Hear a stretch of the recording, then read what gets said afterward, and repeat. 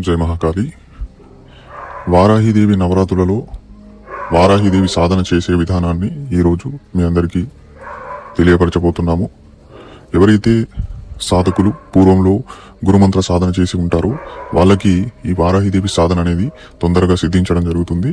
లేదా పూర్వంలో ఏదైనా లక్ష్మీదేవి సాధన కావచ్చు, కుబేర సాధన కావచ్చు, ఇలాంటి సాధనలు చేసిన వాళ్ళకి కూడా వారాహిదేవి సాధన తొందరగా సిద్ధిస్తుంది. ఈ సాధన అనేది నవరాత్రులలో కేవలం 9 రోజుల్లోనే సిద్ధిస్తుంది. ఈ మంత్ర సాధనను మీరు అన్ని నియమాలు పాటించి చేస్తేనే సిద్ధిస్తుంది. ఇందులో ప్రతిరోజు కూడా రాత్రి 10 గంటలకి మీరు ఈ అనుష్ఠానాన్ని ప్రారంభించాలి. ఈ అనుష్ఠానంలో ఎరుపు రంగు వస్త్రాలు ధరించాలి. ఎరుపు రంగు ఆసనం ఉంటుంది. జపం కొరకై రక్త చందనమాలను వినియోగించాలి.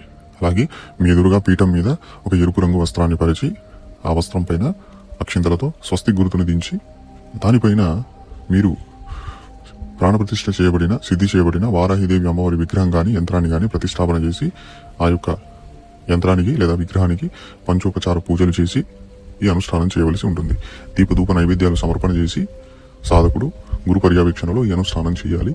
ఈ అనుష్ఠానం ద్వారా సాధకుడికి అనేక రకాల ఫలితాలు ఉంటాయి. ముఖ్యంగా సాధకుడు రాజకీయ రంగంలో అభివృద్ధి చెందగలుగుతాడు, వ్యాపార రంగంలో అభివృద్ధి చెందగలుగుతాడు, వృత్తిపరంగా ఏదైనా ఉద్యోగం చేస్తే అందులో కూడా ఉన్నతిని పొందగలుగుతాడు. కుటుంబంలో కలహాలు, మాటిమాటికి గొడవలు, మనస్పర్ధలు వచ్చినట్లయితే అలాంటి వారు కూడా ఇల్లు మొత్తం సుఖ సంతోషాలతో ఉండడానికి ఈ వారాహిదేవి అమ్మవారి సాధన చేయవచ్చు. ఈ సాధన చేయడం ద్వారా మరొక లాభం ఏమిటంటే, శత్రుబాధ ఉంటే ఆ శత్రుబాధ సంపూర్ణంగా తొలగిపోతుంది. ఎవరైనా మీపైన చేతబడి ప్రయోగాలు, క్షుద్ర పూజల ప్రయోగాలు చేసినా అవి మీ మీద చెల్లవు, మీ మీద పని కూడా చేయవు.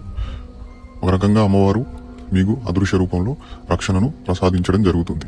అలాగే ఎవరైతే సాధకులు ఉంటారో సాధకులకు కూడా మీపైన ఎవరైనా కట్టు ప్రయోగాలు అంటే మంత్ర సాధనలు పని చేయకుండా మీపైన ఎవరైనా కట్టు ప్రయోగాలు చేసేవారున్నా కూడా వాళ్ళ ప్రయోగాలు అనేవి చెల్లవు. ఈ విద్య నేర్చుకుంటే అనేక రకాల ఉపయోగాలు ఉంటాయి. మీరు సాధన చేయడం ద్వారా లక్ష్మీదేవి అమ్మవారి ఆశీర్వాదం కూడా మీకు లభించడం జరుగుతుంది. ఈ అనుష్ఠానంలో సాధకుడు ప్రతిరోజు మూల మంత్రాన్ని 3 మాలలు జపించవలసి ఉంటుంది.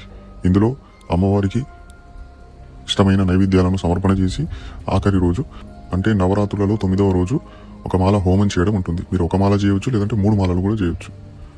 ఇది కేవలము ప్రతి సంవత్సరం వచ్చే వారాహిదేవి నవరాత్రులలోనే మీరు సిద్ధి చేసుకోగలుగుతారు. ఎందుకంటే ఈ మంత్ర విద్య అనేది చాలా ప్రత్యేకంగా ఉంటుంది. ఈ మంత్ర సిద్ధి ద్వారా మీకు వారాహిదేవి అమ్మవారి యొక్క సంపూర్ణ ఆశీర్వాద బలం లభిస్తుంది, రక్షణ లభిస్తుంది. అలాగే ఈ మంత్రాన్ని మీరు సిద్ధి చేసుకున్న తర్వాత ఎవరైతే మా ఆధ్వర్యంలో ఈ అనుష్ఠానం చేసి మంత్రాన్ని సిద్ధి చేసుకుంటారో వాళ్ళకి ఏమిటంటే ఈ మంత్ర సాధనకు సంబంధించి ఈ మంత్రాన్ని ఏ విధంగా ప్రయోగించాలి అనేది కూడా 3 ప్రయోగాలు చక్కగా వివరించడం జరుగుతుంది. ఈ మంత్ర సాధన ఎవరైనా చేయాలని ఆసక్తి ఉండేవాళ్ళు, అలాగే ఈ అమ్మవారికి సంబంధించిన విగ్రహము, యంత్రము లేదా జపమాల ప్రాణప్రతిష్ఠ చేయబడినవి కావాలనుకునే వాళ్ళు మమ్మల్ని సంప్రదించండి. అలాగే ఈ వీడియో కనుక మీకు నచ్చినట్లయితే లైక్ చేయండి, అందరికీ షేర్ చేయండి. జై మహాకాళి, జై శ్రీ మహాకాళి.